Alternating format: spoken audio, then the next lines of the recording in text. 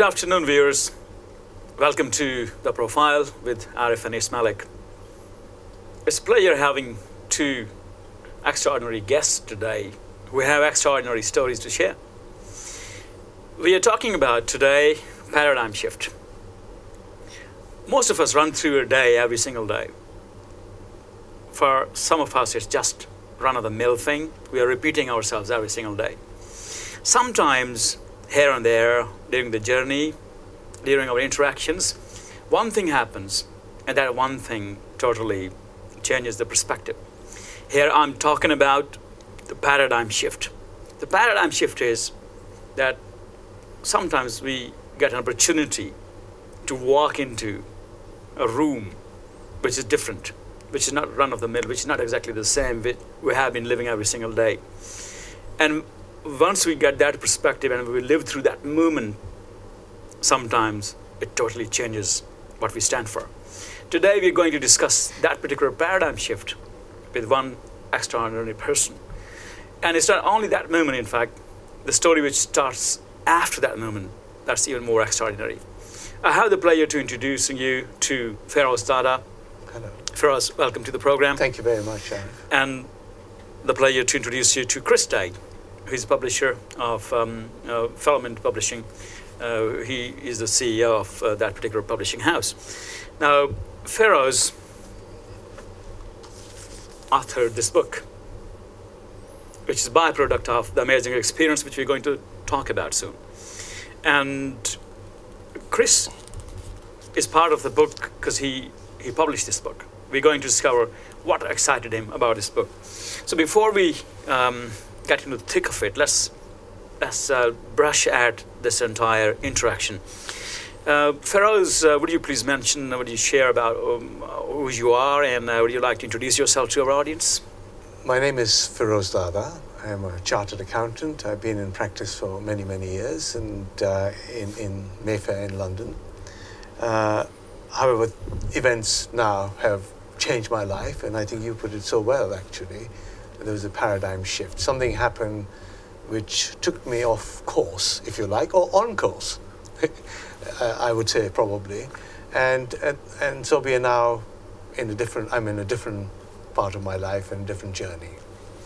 Well, so we have a chartered accountant, someone who crunches numbers every single day, and that's we truly understand is kind of profession which is black and white, kind of hard numbers. That's what they deal with, and there is an interaction which sets him on a spiritual journey, and it happens in an area which is not so frequent place, in fact, where Londoners, or particularly Pakistani or a Muslim Pakistani, a British Muslim Pakistani, would be found. So the journey, in fact, which is the extraordinary journey, in fact, it took Feroz to Burma. Right, Feroz, the first part of it. Well, I'll come to the moment when things changed, and then we can, if you like, we can go back. We were on this very beautiful lake called Inle Lake. And the south part of Inle Lake was a no-go area at that time. However, because we were special guests, we were allowed to venture deep into the south of this lake. And something extraordinary happened. From a nice, warm, sunny day, suddenly there was a thunderstorm, there were clouds, lightning, and the boat, which is usually a canoe, by the way, it's a small canoe, was almost, for a chartered accountant, was sinking. And I'm not exactly a brave heart. So I said to the man, who we'll call Major, because he is a character which cannot be disclosed. Right. And I said to Major, please, can we go ashore? You know, I don't want to drown. I still have money to make. And so we went ashore. And what I saw and experienced there actually changed my life completely. Wow. So we're definitely going to get into the details of what actually happened at that place. Now here I would like to quote Rumi, who said that what actually you are seeking is seeking you. So what you're trying to find, in fact, is trying to find you as well. Yeah. So there's a moment when both of these things are connected. And such extraordinary moments, in fact, they are extraordinary, but they happen to all of us, most of us, when going through the day. When we are open to receive that particular moment, and then we embrace it, because sometimes it's up for grabs. And Feroz seems to have embraced that moment. And that particular aspect is something that you're going to discuss. So here we have a chartered accountant in a stormy weather, and who is in Burma, kind of place with bit hostile those days due to the political and other skirmishes going around. And he sets off on this uncharted journey. So Feroz, Yeah. where it takes you? Well, this character major said, follow me, and so we followed him, and the nearest shelter was a monastery. Right. And so we headed for the monastery, and we were greeted by this monk. And I think there was a first moment when I saw the monk, I thought I was seeing somebody special. Although it's difficult to work out what is happening at that point in time. Right. So You have a feel of it. I let it go, if you like. We sat down, and they bought some tea and biscuits or whatever little things they had. Right. And he I listened to him. I couldn't understand. My wife was with me. She's Burmese, so she was translating. She's Burmese? Yeah, she's Burmese. Okay, right. And she was translating. The weather changed. We walked outside, and as we walked outside, we just saw children everywhere. I would say hundreds of children. Oh, wow. Either walking. They were just chatting away. Right. And I realized something was happening at that moment in time.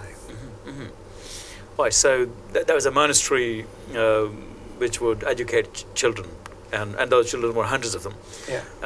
So you're in like this feeling of being in the grip of a different moment. Yes. When did you actually experience it? Right. So the turning point was, he's very kind. He showed us around, so we saw the schools, and we saw the little buildings all in disrepair. And he came to see us off again. The weather had cleared, so he came to see us off, and we getting into the boat. And I remember this was a moment. Okay. I don't know why this moment, but he said, Feroz, what did you think of what you saw? We don't get visitors. Right. And sometimes, your mind and your tongue is not connected. Yes, true. It's not synchronized. Exactly. It's more your heart and your tongue is connected. All right. Yeah. That's the best moment. Yeah. When it happens, probably this is the best thing that happens to us. Right. I said, I wish these children had computers. Now, obviously, it's a completely absurd thing to say. Yeah, and yes, in response to what you heard. And he smiled at me, and he said, Feroz, we don't have electricity here. These children have not seen a computer. And then he smiled, and he said, you're always welcome to come again. And of course, I felt emotion, and I felt foolish. Yeah. Yes. And I think that was a turning point. Right. And so in fact, I'm kind of shocked by the power of the question. In fact, the question which he put to you. Right. What do you think of what you saw? In fact, it is that. It's such an intelligent question, because it's about what you were experiencing. That's an awareness of what you were going through. What I feel from this question. That is totally right. It's not only, because otherwise it's a stormy night or an evening, and you lots of children playing, and that's it. Totally right. I think that is the power of the question. If you're cynical, you call it a hook, but exactly. But actually, it was not a hook. It was a connection. But it sank really well, right? Yeah, and that night I just couldn't sleep. I knew I had to do something, and I knew that although there's no electricity, why couldn't they have computers? Right. Why not? Right. Okay. Why not? And I knew I would do it, and I knew I should do it. Wow. So we have a chartered accountant, a number cruncher from the heart of England, in Burma, who's in fact, who couldn't sleep that night, thinking about the children in monastery should have computers. Why? As I said to you, I can't describe why. But why don't we look at what happened? Because that makes a difference. True. So Farida and I decided that we would now find a solution to this electricity. Right. And to cut a long story short, we looked at different alternatives, but we ended up getting some solar panels, which are specially made for computers, you know. 3 months later, we packed a bag, packed several laptops. 3 months? 3 months later. Okay. There was a bit of planning to do because Burma is a long way away. Yeah, it is. And we were determined, we prepared, and we just set off. We said, we will go, and we'll see what happens. We'll stay at the monastery, we'll give it a good shot, we'll teach the kids, and see what happens. Excellent. Now, before we go ahead, I would like you to dwell on Burma, and particularly Burmese culture. Yes. And some of the information, because then the viewers could connect to your story, because most of us, we're not really familiar with Burma. Yes. And we heard of it from reference to kind of more of negative news. Yes. So probably if you could dwell on what Burma. Well, it's actually worth, I mean, first part of the book does tell a lot about Burma because it's a soft start, you know, about the various locations, and there are beautiful pictures in there. Wow. But to cut a long story short, I think the impressive thing about Burma is its people. They're actually very good human beings, very caring people. In fact, I only found out recently that that Burma ranks as the country which is the highest charity country. Wow. The people are most charitable in the world. This is published by the Charities Aid Commission here. Okay, right. Because of their Buddhist upbringing, they do have. So the first thing is the people. Of course, it's a beautiful country. It's truly, from the beautiful beaches to the lakes and the rivers, the forests. And then if you put in the mix of good people, wow, then you have a beautiful place. Fascinating. I also could recollect Burma. It ranks quite high on the happiness index.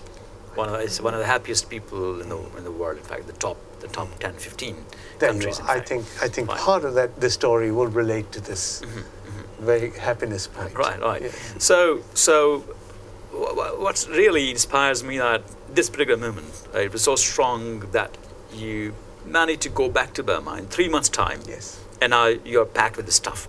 So you mean business, right? So where do we go from here? Well,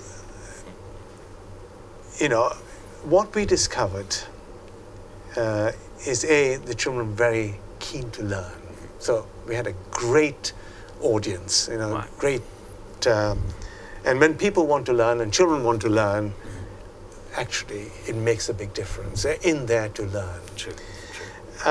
So at the end of the week, actually it was a week-long course, if you want to put it this way, and we were teaching 5 to 6-year-olds and 18 and 19-year-olds, and working really from 7 in the morning to 7 in the evening. Oh, wow. And then spending the rest of the evening with a monk, which is another story. But what is profound was this, and again, you know, in this journey there were some turning points. What is profound is that at the end of the course, and this monk is a genius. He threw me another hook. All right. Okay. And I went for it, obviously, because I was. And he said, "Feroz, why don't you get up and say something to the children? You know, you've had 1 week of interaction with them. Right. They've learned so much from you. And again, the heart rather than the mind speaking." All right. And what I say is in the book, but what I really felt, and I said because I didn't have time to think, I said that, you know, young people sometimes learn from the old people, you know, and I consider myself old. But, you know, young people can also teach old people. We taught you some computer skills. Right. But what you taught us was dignity, humility, Wow. and happiness in such adverse or such meager circumstances. Right. And so I felt that there is no connection almost between what we possess and to be happy. And that was where something else began to happen in my mind. I felt, how do I find out this recipe? This recipe of happiness. Right, because yeah. we are pursuing, Yes. you know, pounds and dollars. Yes, when you're crunching numbers down Yeah. all the time, then you, so. Actually, I'm a tax expert, but anyway. Then you crunch it for others. Yeah, well, so I think the process came, why are these children happy? Why? Why are our children often not? Okay. Why are we all pursuing, you know, material wealth to be happy? Exactly. So, so I think there was another It's road Wow, road yes. to take. It's a very interesting observation, because the happiness index, which I just talked about, it gives us the list of the countries, and some of those countries are the poorest in the world, and they don't have much in terms of material and say riches and facilities, but at the same time they are happier than the countries in the first world.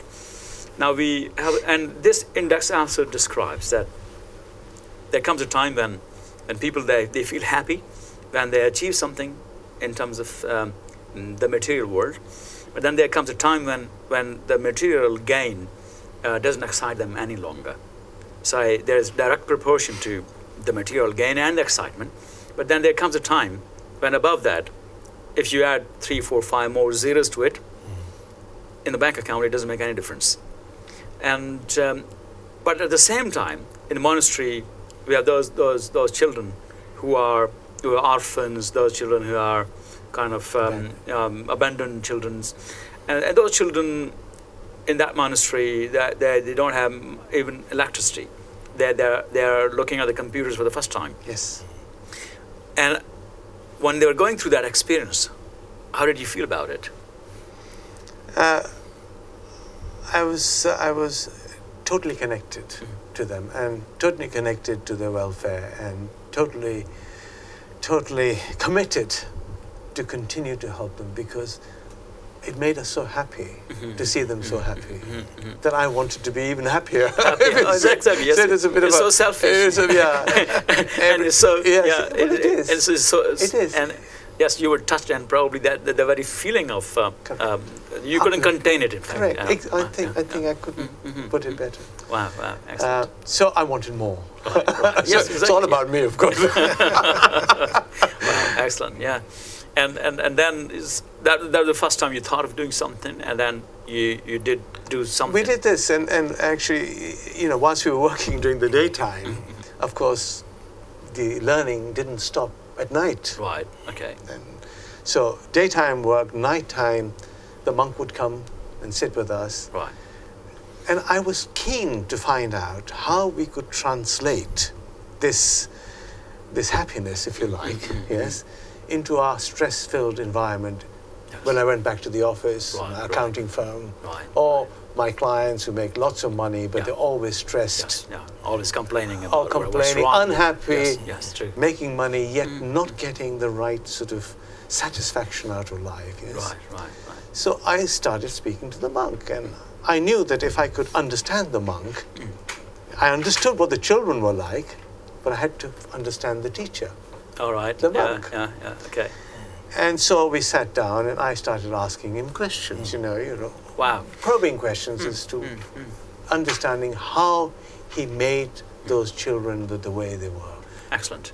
And what we heard, that when you are ready, in fact, when you seek it really hard, when you're ready to learn, in fact, the teacher appears.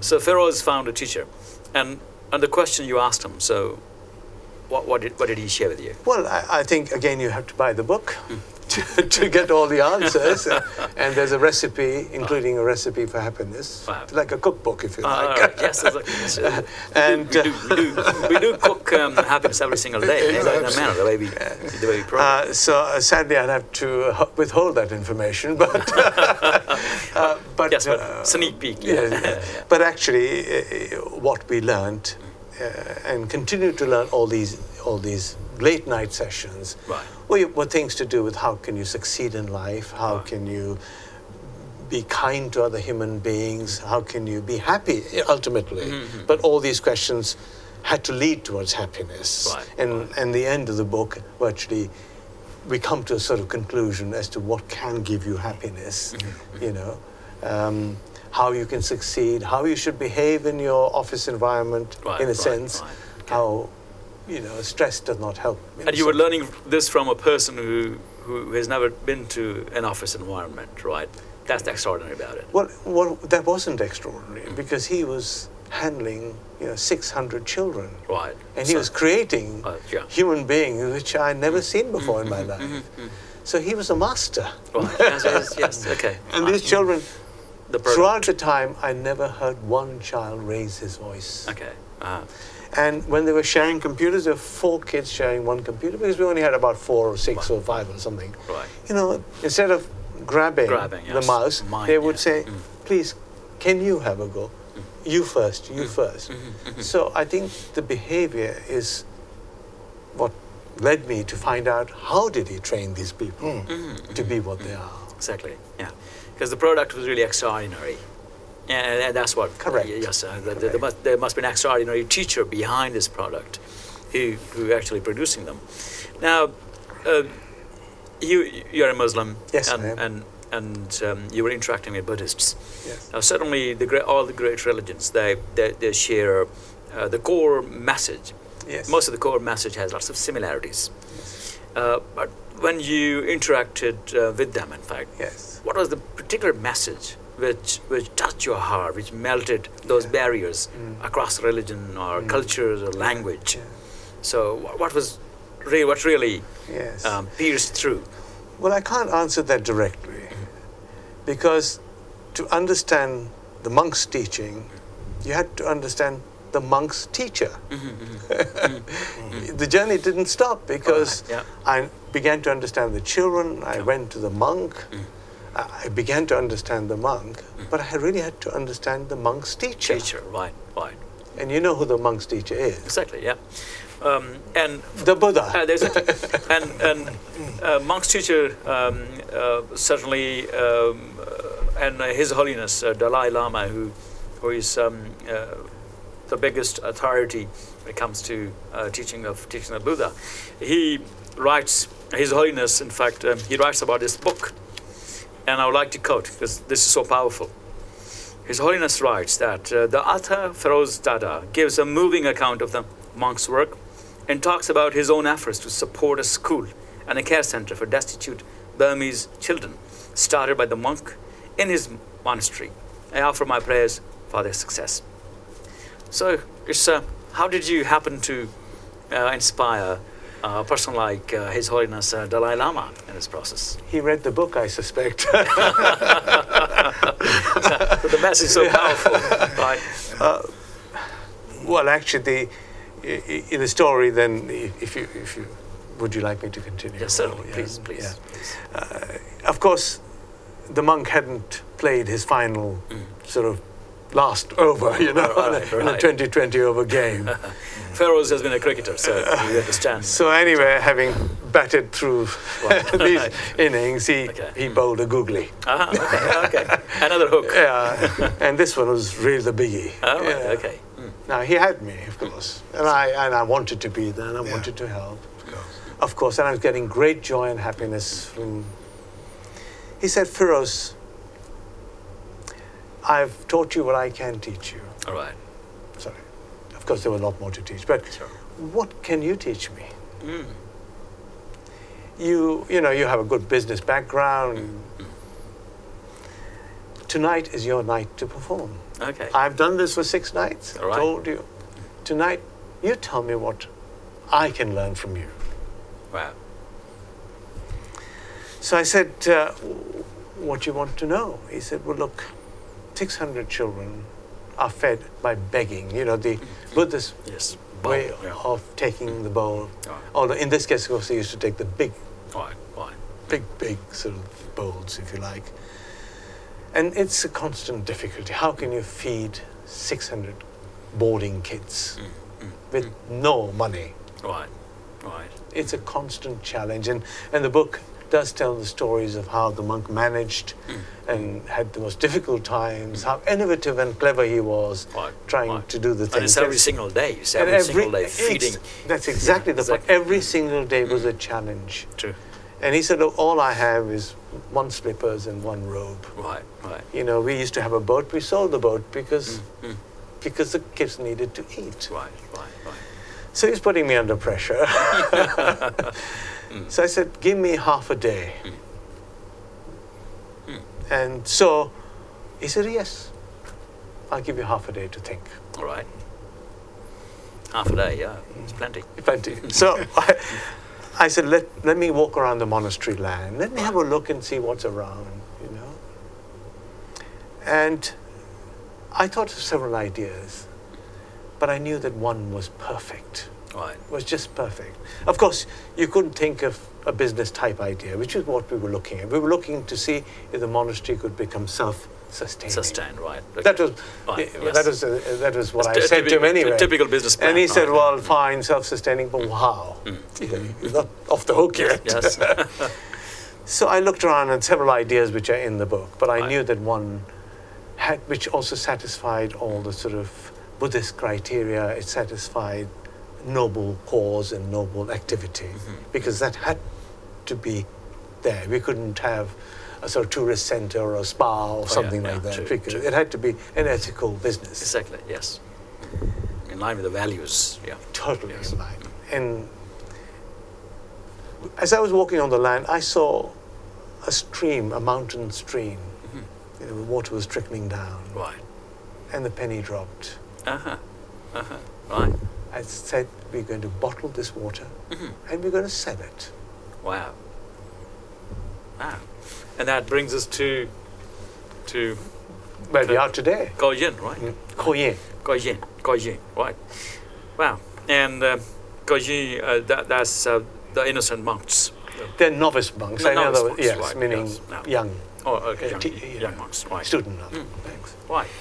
So that particular stream triggers the idea of bottling it, selling it, and then we get to the second part of the story.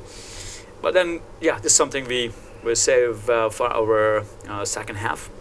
And in the second half, we're also going to speak to Chris, how Chris was inspired by this story, which ultimately got converted into this beautiful, amazing, touching, and inspiring book. And we speak to both of these extraordinary gentlemen in the second half of the story. So stay tuned, stay with us, and we keep listening to the recipe of happiness. Thank you.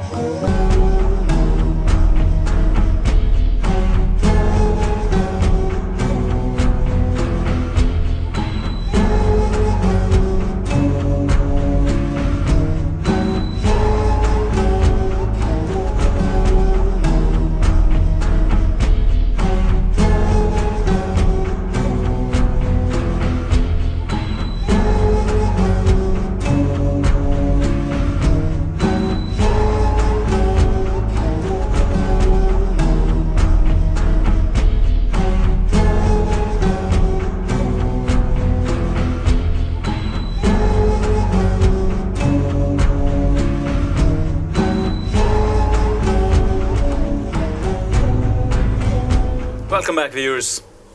We are in profile with Chris Day and Feroz Dada. While we are listening to the amazing story behind the book Children of the Revolution, we're talking of two types of revolutions. One which happened in that country, in fact, and the children were the byproduct of that revolution. And then there is another revolution which is happening inside Feroz Dada, the paradigm shift. To once again give you a brief summary, Feroz Dada, who is a chartered accountant from London, goes to Burma in a stormy night, gets into a monastery, gets across 600 children, and he's touched by the amount of happiness those underprivileged children have. And then he starts seeking the recipe of happiness. And that's what this book is all about, Children of the Revolution. Now, while we're continuing, this book was made possible, and I must say, what a fascinating book. The layout, the pages, and the content certainly is extraordinary itself. But the presentation is extraordinary, and the person behind this presentation is Chris Day, who is the CEO of Filament Publications. Chris, thanks very much for your patience throughout. Right, because now we want that this book, this story was made possible in this amazing form by you. And you were an outsider. You were out of the frame. Sure. Feroz was experiencing it due to his, somehow he got hooked. You were not hooked. You were outside the frame. What inspired you to publish this book? Very simply, it was reading the manuscript. All right. I read the manuscript and I was hooked immediately. Wow. And it's I see manuscripts every day. We have all sorts of authors, but sometimes a manuscript comes onto my desk and it just captivates you. Right. And this was such an amazing story, so beautifully written. And it just hooked me and took me through. And as I got into the story, as I realized where it was going and what was happening, and realizing that this was not a work of fiction, but a wonderful account of some amazing people and some amazing circumstances, I felt my own paradigm shift. Oh wow! And it was that drew me in, and it's difficult to describe, but this book, as we started to craft it and bring it together, almost took on a momentum and a life of its own. It was such a wonderful opportunity to work with the amazing photography that Frida produced. Oh, wow. Okay. And did you shoot it yourself? My wife did all the pictures. Wow. Fascinating. Yeah. And the photography was so stunning, and we had to find a way of doing justice to those photographs. So in the book, we've got double-page spreads of photographs, and it just brought the whole story alive to me, and it does for the reader, because it's such an amazing country, and it's a place that few people have ever really seen. The story, along with the pictures, just is electric, and I felt a responsibility to really do what I could to do justice to both of those. You treated it as a gift, in fact. Yes, like you very wanted much. to give it the best possible shape. Yeah. Which you managed to. Congratulations for that. Now, it seems to be a virtuous circle which gets started by the monk, by the children. Then it touches Feroz and it touches you. And I'm interested, in fact, I want to see how you felt that your particular cycle of the day or cycle of life was disrupted, I would say constructively, by what you published. Yeah, and you know, it hijacked my life, because you know, we're not sitting around twiddling our thumbs waiting for things to happen. True. We have a busy business. On the go, yeah. Yeah, but there are moments where everything has to be swept to one side, True. and this just totally transformed and focused me, and you know, I just had to work through it, and it was a joy, a total joy. And you managed to print this book in approximately 6 weeks' time, right? Yes. Right, which is, I would say, wow, Yeah. this kind of quality in 6 weeks' time. And I can't see any other reason except you were touched that much. Otherwise, yes, it's work of passion. Yeah. Instead of say, even people can't finish say proofreading a script in six weeks' time. Yeah. So this is phenomenal. We have some really wonderful people working in our loop who were also drawn in and wanted to give of their best as well. Wow. But what helped was that we had to do almost nothing to the manuscript. Right. The manuscript came oven ready, Wow. beautifully written, Wow. no polishing required, and Wow. it was just it was a gift. It really was. Wow, actually, so probably this the hook was so powerful, because a chartered accountant writing a book for the first time, Yes. and such an immaculate script. So, do you think, Feroz, this is the power of the message or the inspiration which got the whole thing flowing? I think when this first time, I mean, that I felt like this, that if you have that passion, that the energy follows. Right. And I think what was achieved within those year or so was beyond my wildest dreams. Right.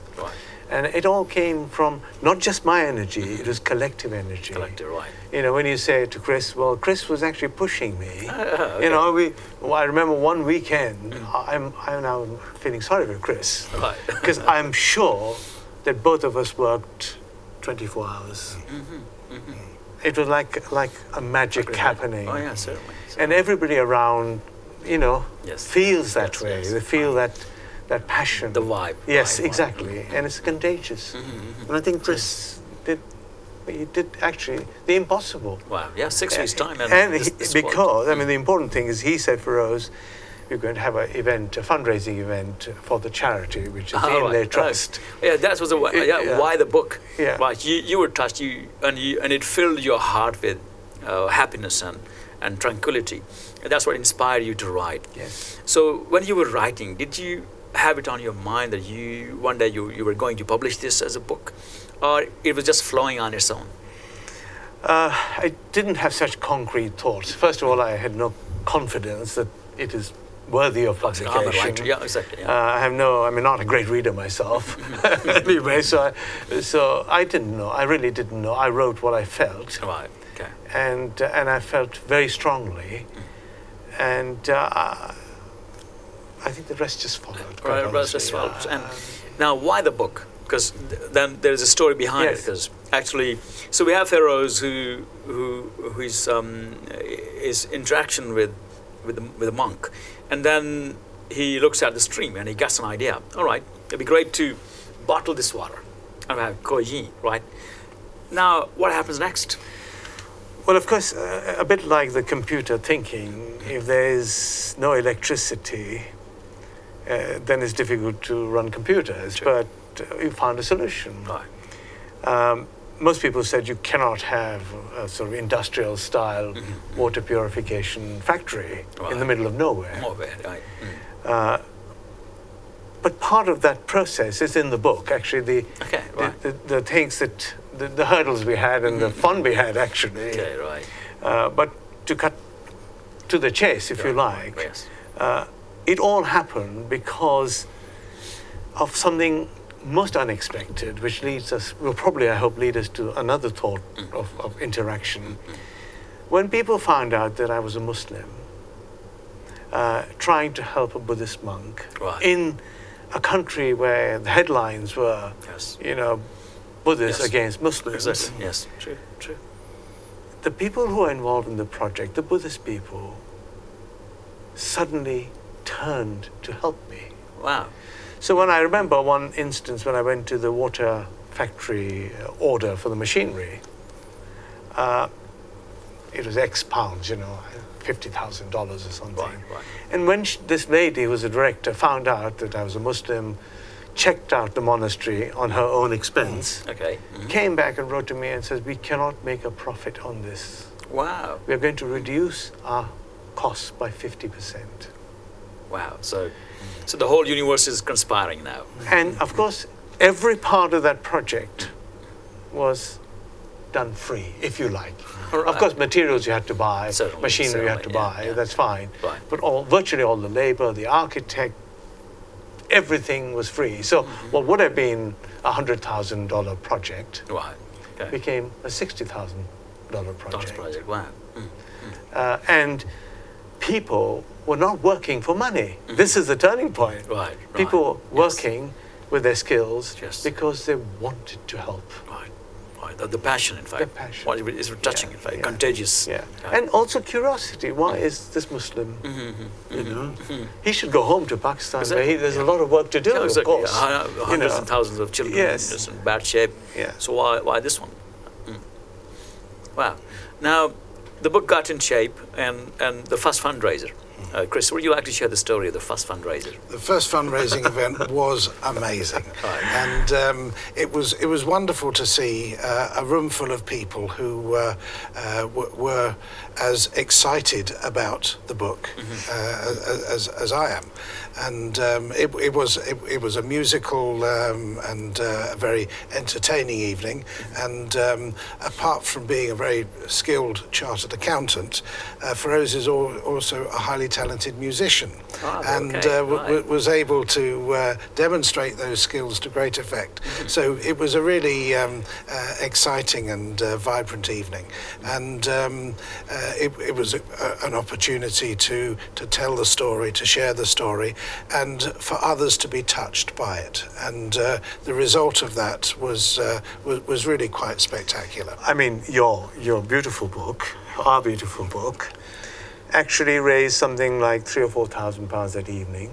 Okay. Just the book. Instantly. Yeah, because Chris's idea, he said, look, let's have numbered copies. And we'll auction copy number 1. Okay, right. Clever. And the copy number 1 fetched £2,000 that Wow. evening. Copy number 2 was £500, and copy number 3 was £200. Wow. So So, before even book sales took okay. place, Right. just the passion of the Yes, book right. and the story was raising money. And the idea of the book really is to raise money. True. As I told the monk that his charity has to be self-sustaining, so should the Inlay Trust. Oh, wow. Excellent. Yes. True. I cannot be going around Yes. town, Exactly. with my begging bowl. Exactly. Yes. If I'm trying to say to the monastery, you are self-sustaining. True. True. So that's a model which is working. So, could you just share the working and expense, or say, the operations of Inlay Trust right now? Yeah. How many kids are being benefited? Or Well, the Inlay Trust now runs this computer school, which is going to be more enhanced now. Again, people are so touched. I had an email from Myanmar Books, which is the biggest bookstall there, and they read this book, this beautiful book, and immediately said that we will donate all our stock, where we are able to do so, right. to put a library at the monastery. Wow. So what is happening is people are showering, the monastery and the children with all their needs, all their educational needs, and their career needs. Excellent. And how do you see the journey, the long time, say, if it continues? Well, at the moment, in terms of actual physical work, we're going to set up a clinic, a hospital-type clinic, because there are 1,000 children. There are 2,000-3,000 villagers who don't have any medical help. Right. They have very little sanitation, toilets So that's another job to do. Right. The Inner Trust has a life of its own now. Right. We're looking at ideas how to make money. The book, by the time you finish your interview, is going to fly off the shelves. Certainly. We're looking at producing a song, and I've already identified a Burmese folk song, which is being anglicized. Wow. Okay. And we've got some really talented people working on it. Excellent. And that will make money. Right. Great. So I want to think further. Say more resources pouring in. And I hope, and I really pray that I'm able to do something in Pakistan as well. Certainly. You know, it'd be great to be able to share what I have learned from this experience to something we can do back home. Because it's opening up. It's opening you up to other experience. Because once you've touched that, once you've felt that happy, unbelievably. Yes. Right. And that's what we're going to, in fact, conclude this, because although you're still containing this recipe. No. But I'm going to ask Chris now. Chris, what happy people do differently compared to the unhappy people? I think happy people are focused on being aware of the needs of those around them, right. and being sensitive to how they can do something to help those around them. Serve them, right? Reach out to them, serve them, like rise above their day-to-day routines and do something extra. Yeah, I mean, we all have a huge responsibility, and being aware of what we can do to help others, and just being alert, looking for those opportunities. Looking for signs. Yeah, right. You know, the universe is shouting at us the whole time, right, and we got to listen. And by listening, being aware, and then taking action, there is nothing more satisfying, more heartwarming, and that is, I believe, the secret of true happiness. True. And what did you learn from this book, and how did it impact your life, and particularly your actions after this interaction? It's I felt genuinely touched by the story, and inspired by the fact that action happened. There are so many lovely stories which are just that, and end up as missed opportunities. True. And to see something, to realise the need, to be touched by the universe and being told something needs to happen, and then answering that call. And you know, that inspired me and reminded me that I have that responsibility as well. Oh, excellent. Now, Feroz, the extraordinary angle to this story is that once again, a Muslim, a British Pakistani, going to Burma and then coming across a Buddhist monk and then learning from the experience and then trying to make the best of it. Now, it has certainly shaken up your life, yes. And what you believed previously. So would you like to share the biggest revelations? Certainly we will read the book as well. Yes. I think the biggest revelation and the experience I can share in a constructive way is that living a worldly life is important. Of course it is. You know, we do that. But then using your experience and your knowledge and combining it with your energy to do something for somebody else shows that you have not wasted a minute of your life. Right. Pulling it together to set up a water factory in the middle of remoteness, and it's a modern factory, was beyond my dreams. But I used every bit of my worldly experience and my worldly contacts. And nobody felt other than happy being involved, by the way. It was not pulling favors. Wow, it's so amazing. All those, say, entrepreneurs, selfish people, like those who really want their business to succeed, who count every single penny, but then they are touched by this. They say, okay, fine, yes, I want to help you, because what I'm buying in this I would say, deal or transaction is something which is really amazing. Right. So you're paid in kindness and happiness, and that's something you'll never be able to buy. True, true. And what do you think was the most central message of your book, where the reader and those many people who are going to now read this book and get inspired, and that the virtuous circle keeps expanding through this? What is the most central message which you'd like to convey to the viewers? The most central message is when you look at a human being, you look at a human being. You don't look at their religion or their caste or their creed. You look at a human being.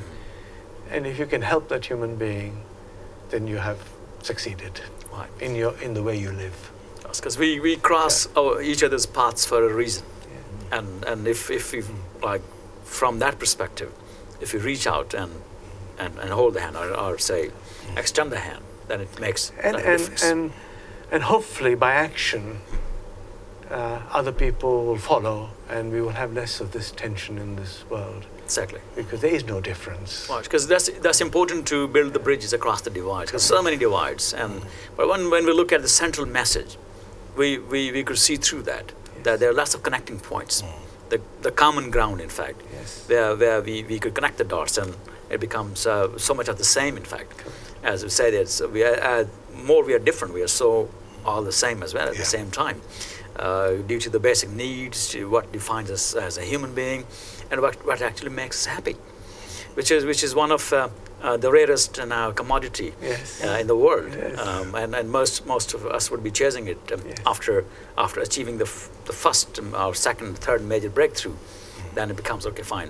Why I'm not happy, and you really you are answering, in fact, one of the biggest question of today's life, which is certainly so inspiring.